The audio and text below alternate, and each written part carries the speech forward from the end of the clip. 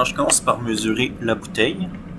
Alors, en hauteur, on va se mettre sur 100 mm. Après, on voit pas bien avec l'angle de la caméra, mais je mesurais 75 mm de diamètre de la bouteille. On mesure ça parce qu'il va nous falloir sa circonférence.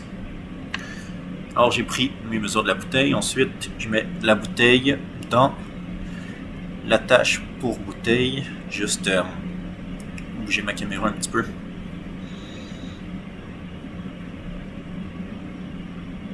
Voilà. Alors, l'attache pour bouteille.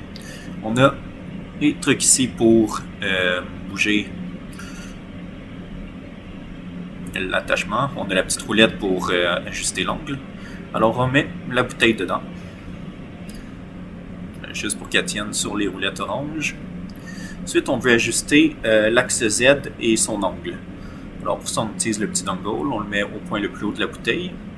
Et on le met pour qu'il touche juste à la surface de la bouteille. Alors, on le descend, on le remonte.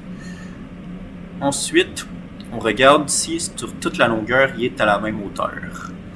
Et on tourne la petite roulette noire là où j'ai ma main pour ajuster l'angle de la bouteille. Une fois que ça c'est fait, que c'est bien égal, on a notre angle et on a notre hauteur Z, soit le point focal du laser, d'ajuster. On peut ranger ça. Ensuite, on va ajuster sur l'axe Y. Alors, la position du laser pour qu'elle soit au point le plus haut de la bouteille. Et pour ça, on a un petit guide pour nous aider, que c'est le truc noir sur lequel le laser se trouve présentement. Alors, on met le laser au centre de ça, et là, l'axe Y va être ajusté. On a ajusté le Z, le Y, ensuite je le déplace. Ça va être le début sur l'axe X, là où le début de la gravure va se faire. On va se faire de là, sur une hauteur de 100 mm.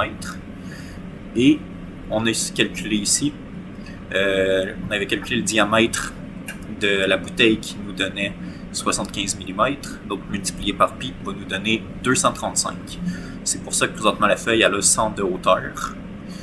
Ici, si on regarde la largeur, elle a 100, et la hauteur ici, on a 235 de hauteur parce que c'est ça notre circonférence. On se rappelle, on a une circonférence, on a mesuré un diamètre de 75 mm. En multipliant ça par pi, ça va nous donner notre circonférence qui dans ce cas-là est 75 fois pi qui nous donne 235 de circonférence qui est la hauteur de notre page. Si on peut aller dans le document avec CTRL-SHIFT-D, la hauteur 235 et la largeur 110 qui est la largeur de la bouteille. Ensuite, une fois qu'on a toutes nos bonnes dimensions, on a juste à aller dans Fichier, Imprimer. Non, il est imprimé. Voilà.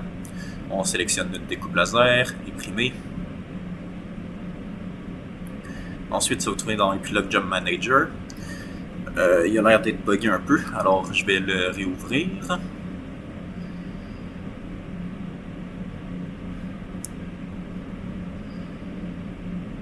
On a fait Fichier, Imprimer. On ouvre Epilogue Job Manager. Et il va être là. Si pour la gravure, si on veut changer nos paramètres, on peut cliquer sur le petit crayon.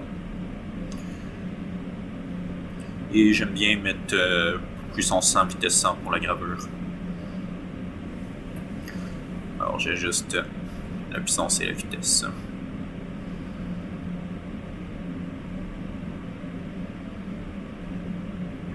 Et c'est ça. Ensuite, on va sélectionner notre job qu'on veut envoyer.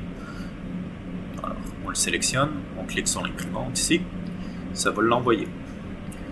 Après, il nous reste juste à appuyer sur Go, le bouton vert sur la machine 2 fois, et c'est parti.